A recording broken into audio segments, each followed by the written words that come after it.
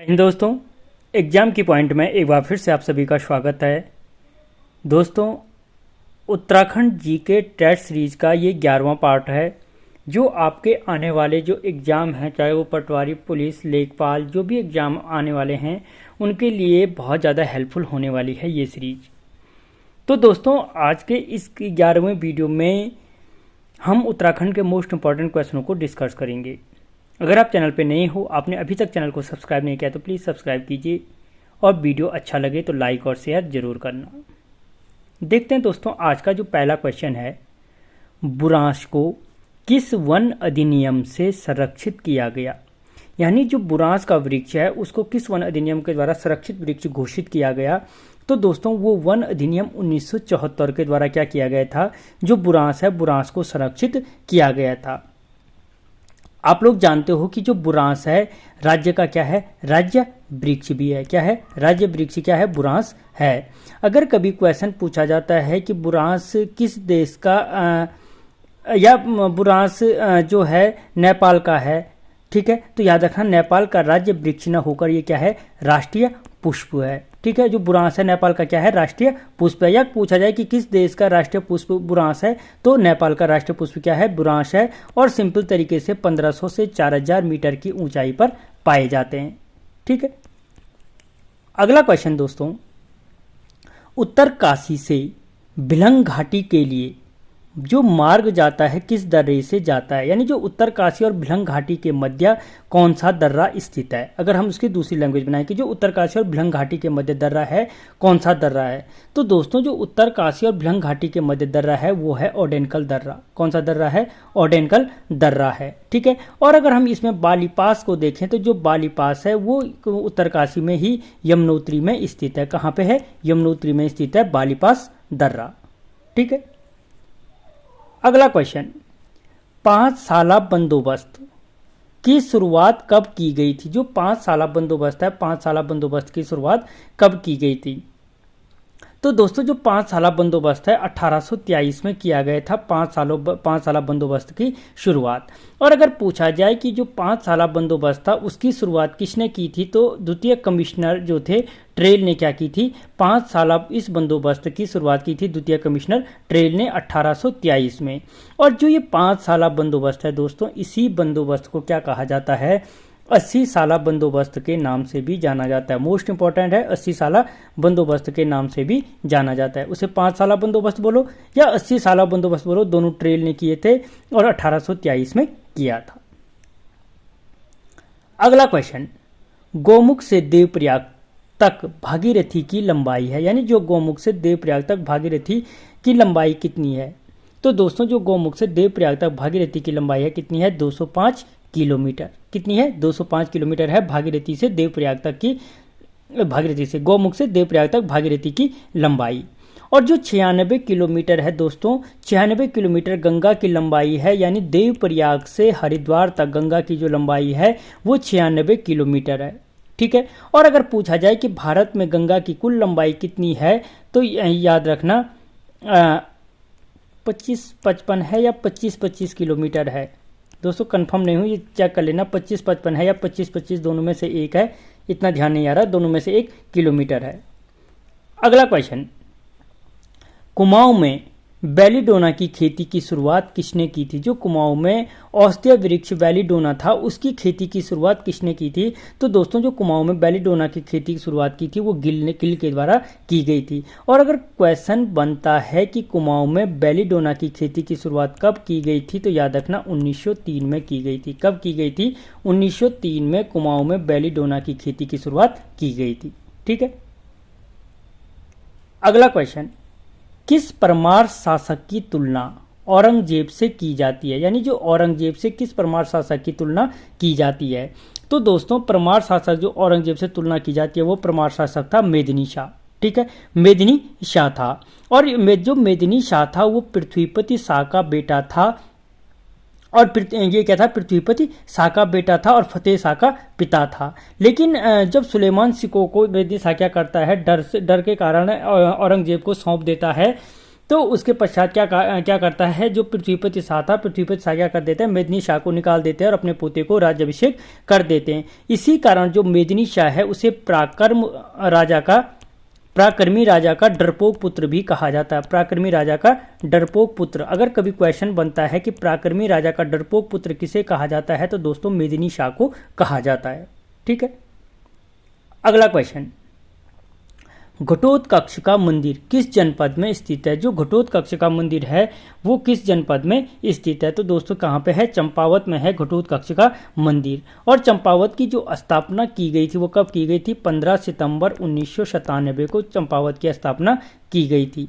और अगर पूछा जाए कभी कि चंपावत की स्थापना किसने की थी, तो जो चंद वंश का सोमचंद था, सोमचंद ने क्या की थी? सोमचंद ने ही क्या की थी? जो चंपावत था, चंपावत की स्थापना की थी। ठीक है, अगला क्वेश्चन, कलाविदों का शिरोमणि किस पंवार शासक को कहा जाता है? यानी जो किस टीडी शासक को क्या कहा जाता है? कलाविदों का शिरोमणि कहा जाता है। ठीक है, तो दोस्तों याद रखना, जो कलाविदों का शिरोमणि कहा जाता है वो सुदर्शन शाह को कहा जाता है कलाविदों का शिरोमणि। और यही क्वेश्चन अगर बनता है कि सुदर्शन शाह को कलाविदों का शिरोमणि किसने कहा था, तो याद रखना जो मूरक्रॉफ्ट था, मूरक्रॉफ्ट जो टीडी आया था, उस मूरक्रॉफ्ट ने क्या कहा था? सुदर्शन शाह को कलाविदों का शिरोमणि कहा था। ठीक है, और अगर क्वेश्चन बनता है कि मूरक्रॉफ्ट ने टीडी की यात्रा कब की थी, तो याद रखना 1820 में क्या की थी? जो मूरक्रॉफ्ट था, मूरक्रॉफ्ट ने टीडी की यात्रा की थी। ठीक है, कब की थी? 1820 में। अगला क्वेश्चन, राज्य का प्रथम महिला द्रोणाचार्य पुरस्कार प्राप्त करता है, यानी किस महिला को राज्य में सर्वप्रथम द्रोणाचार्य पुरस्कार से सम्मानित किया गया? तो दोस्तों याद रखना, जो हंसा मनराल, हर्षवंती बिष्ट है, अच्छा ये है हंसा मनराल। हंसा मनराल को क्या है? प्रथम महिला द्रोणाचार्य पुरस्कार से सम्मानित किया गया। यदि हम हर्षवंती बिष्ट को देखें तो प्रथम अर्जुन पुरस्कार से सम्मानित महिला है कौन सी? हर्षवंती बिष्ट। ठीक है दोस्तों, ये उत्तराखंड की प्रथम महिला, उत्तराखंड के प्रथम व्यक्ति, सारे वीडियो बने हैं, आप चाहे तो चैनल की प्लेलिस्ट में जाकर के देख सकते हो। तो जो हर्षवंती बिष्ट है प्रथम अर्जुन पुरस्कार प्राप्त करता महिला है, प्रथम महिला द्रोणाचार्य पुरस्कार प्राप्त करता हंसा मनराल है। ठीक है, और यदि पूछा जाए कि प्रथम महिला लेखिका कौन है, तो विद्यापति डोभाल क्या है? प्रथम महिला लेखिका है। ठीक है, अगला क्वेश्चन, गोरखाओं द्वारा ब्राह्मणों पर कौन सा कर लगाया गया था? जो गोरखा प्रशासन था, याद रखना कि पहली बार जो ब्राह्मणों पर अगर क्वेश्चन बनता है कि पहली बार ब्राह्मणों पर किस वंश में कर लगाए गए या किसके शासन में कर लगाए गए, तो याद रखना गोरखाओं के शासन में पहली बार ब्राह्मणों पर कर लगाया गया था। इससे पहले कभी भी ब्राह्मणों पर कर नहीं लगाया गया था। तो क्वेश्चन है कि गोरखाओं द्वारा ब्राह्मणों पर कौन सा कर लगाया गया था? तो दोस्तों जो कुशई कर था, कुशई कर क्या था? गोरखाओं द्वारा ब्राह्मणों पर लगाया गया कर था। जो टान कर था, गोरखा प्रशासन में बुनकरों से लिया जाने वाला कर था। टीका कर था कि जो गांव में क्या होती थी, शादी पार्टी उत्सव होते थे, उनसे लिया जाने वाला कर था। और जो पुंगाड़ी कर था, खेती पर लगने वाला कर था। ठीक है, अगला क्वेश्चन, जीतू बगद्वाल किस परमार शासक के समय था? यानी जो जीतू बगद्वाल था किस परमार शासक के समय था? तो दोस्तों जो जीतू बगद्वाल थे वो क्या थे? मानसा के कार्यकाल के समय थे। किसके कार्यकाल में थे? मानसा के कार्यकाल में थे। और मानसा जो था परमार वंश के 44वें शासक थे। कौन से? 44वें शासक थे। ठीक है, जो मानसा था वो क्या था? बलभद्र शाह के पुत्र थे। ठीक है, और ये वही मानसा थे जिन पे लक्ष्मीचंद, चंद वंश का लक्ष्मीचंद, जिसे लकुली बिराली भी कहा जाता है। ठीक है, तो इस लक्ष्मीचंद ने क्या किया था? 7 बार आक्रमण किया था और हर बार क्या होता था? हार का मुंह देखता था। यह क्वेश्चन बन सकता है कि लक्ष्मीचंद ने 7 बार आक्रमण किस परमार शासक पे किए थे, तब भी आंसर क्या हो जाएगा? मानसा पर 7 बार आक्रमण किए था।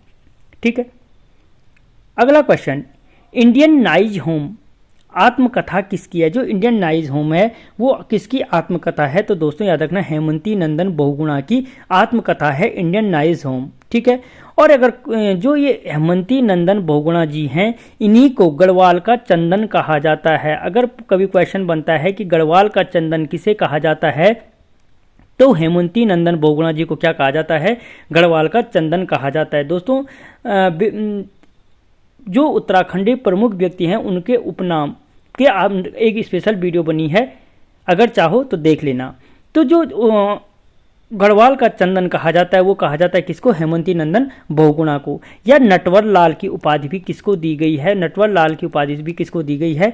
हेमंती नंदन बहुगुणा को दी गई है। और यदि क्वेश्चन बनता है कि हेमंती नंदन बहुगुणा को नटवर लाल की उपाधि किसने दी थी, तो याद रखना चंद्रभानु गुप्त ने दी थी। किसने दी थी? चंद्रभानु गुप्त ने दी थी। चंद्रभानु गुप्त ने क्या दी थी? हेमंती नंदन बहुगुणा को नटवर लाल की उपाधि दी थी। अगला क्वेश्चन, कत्यूरी राजाओं की उपाधि थी, यानी जो कत्यूरी वंश थे उनमें जो राजा शासक हुआ करते थे वो कौन सी उपाधि धारण करते थे? तो दोस्तों याद रखना जो कत्यूरी शासक थे वो रजबार की उपाधि धारण करते थे। किसकी? रजबार की। और जो कत्यूरी वंश था उसका संस्थापक कौन था? बसंत देव क्या था? कत्यूरी वंश का संस्थापक कौन था? बसंत देव था। और जो इनकी क्या थी अभिलेख प्राप्त हुए हैं, इनके अभिलेख किस भाषा में प्राप्त हुए हैं? संस्कृत भाषा में प्राप्त हुए हैं कत्यूरी वंश के अभिलेख। और जो लिपि थी उन अभिलेखों की वो कौन सी थी? कुटिला लिपि थी। ठीक है, संस्कृत भाषा और कुटिला लिपि में इनके अभिलेख प्राप्त हुए हैं। ठीक है, अगला क्वेश्चन, जागेश्वर धाम कितने मंदिरों का समूह है? जो जागेश्वर धाम मंदिर है, जागेश्वर धाम मंदिर कितने मंदिरों का समूह है? तो दोस्तों कितने हैं? 124 मंदिरों का समूह है जागेश्वर धाम। और जागेश्वर धाम मंदिर जो है कहाँ पे है? आपके अल्मोड़ा में स्थित है जागेश्वर धाम मंदिर। ठीक है, कहाँ पे है? अल्मोड़ा में स्थित है। ठीक है, जो जागेश्वर धाम मंदिर अगर पूछा जाए किस शैली में बना हुआ मंदिर है, तो केदारनाथ शैली में बना हुआ मंदिर है जागेश्वर धाम। ठीक है, और जो जागेश्वर धाम मंदिरों का निर्माण था किसने कराया था? कत्यूरी शासक शालिवाहन ने इसका निर्माण कराया था। किसने कराया था? कत्यूरी शासक शालिवाहन ने क्या कराया था? इन जागेश्वर धाम मंदिरों का निर्माण कराया था। अगला क्वेश्चन, हिमालय दिवस कब मनाया जाता है? तो दोस्तों जो हिमालय दिवस है वो मनाया जाता है 9 सितंबर को। क्या मनाया जाता है? हिमालय दिवस मनाया जाता है। और अगर क्वेश्चन बनता है कि पहला हिमालय दिवस कब मनाया गया, तो याद रखना 9 सितंबर 2018 को क्या था? पहला हिमालय दिवस मनाया गया था। ठीक है, पहला हिमालय दिवस कब मनाया गया था? 9 सितंबर 2018 को मनाया गया था। अगला क्वेश्चन, दोस्तों अगर क्वेश्चन बढ़िया लग रहे हैं तो वीडियो को लाइक जरूर करना, दोस्तों के साथ शेयर करना, चैनल को सब्सक्राइब जरूर करना। अगला क्वेश्चन, किस नृत्य को नट नृत्य के नाम से जाना जाता है? यानी जो नट नृत्य है, नट नृत्य के नाम से किस नृत्य को जाना जाता है? तो दोस्तों जो लंगवीर नृत्य है, कौन सा नृत्य? लंगवीर नृत्य। इस लंगवीर नृत्य को क्या कहा जाता है? नट नृत्य के नाम से भी जाना जाता है। या यही क्वेश्चन अगर पूछा जाता है कि किस नृत्य में पुरुष खंबे पर चढ़कर नृत्य करते हैं, ठीक है, पुरुष खंबे पे चढ़कर क्या करते हैं? नृत्य करते हैं, तो वो तब भी आंसर क्या हो जाएगा? लंगवीर नृत्य ही होगा। अगला क्वेश्चन, पताका समाचार पत्र का संपादन किसने किया था? जो पताका समाचार पत्र था उसका संपादन किसने किया था? तो दोस्तों इसका संपादन किया था शोभन सिंह जिन्ना ने। जो पताका समाचार पत्र था उसका संपादन शोभन सिंह जिन्ना ने किया था। और जो उत्तराखंड उत्थान परिषद था, उत्तराखंड उत्थान परिषद किसका गठन कब हुआ था? 1988 में उत्तराखंड उत्थान परिषद का गठन किया गया था। तो किसने किया था उसका गठन भी? शोभन सिंह जिन्ना ने ही उत्तराखंड उत्थान परिषद का गठन भी किया था। अगला क्वेश्चन, राज्य का सबसे कम लिंगानुपात किस जनपद में स्थित है? जो राज्य का सबसे कम लिंगानुपात है वो किस जनपद में स्थित है? तो दोस्तों वो कहाँ पे? आपके हरिद्वार जनपद में राज्य का सबसे कम लिंगानुपात है। और कितना है? तो 880 क्या है? हरिद्वार का लिंगानुपात है। और सबसे अधिक जो लिंगानुपात है उत्तराखंड में वो कहाँ पे है? अल्मोड़ा जनपद में स्थित है। रुद्रप्रयाग सर्वाधिक पुरुष साक्षरता। अगला क्वेश्चन, पौड़ी को हिल स्टेशन कब घोषित किया गया? यानी जो पौड़ी जनपद है, पौड़ी जनपद को हिल स्टेशन कब घोषित किया गया? तो दोस्तों 1992 में पौड़ी को हिल स्टेशन घोषित किया गया था। कब? 1992 में। ठीक है।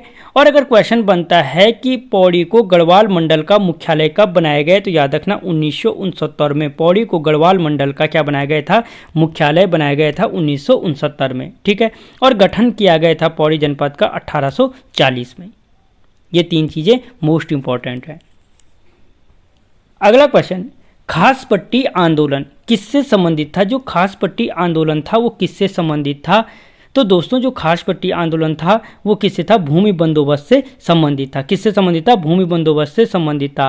और जो खास पट्टी आंदोलन है, खास पट्टी आंदोलन किस जनपद में हुआ था, तो याद रखना जो टिहरी जनपद था, टिहरी जनपद में क्या हुआ था, खास पट्टी आंदोलन हुआ था।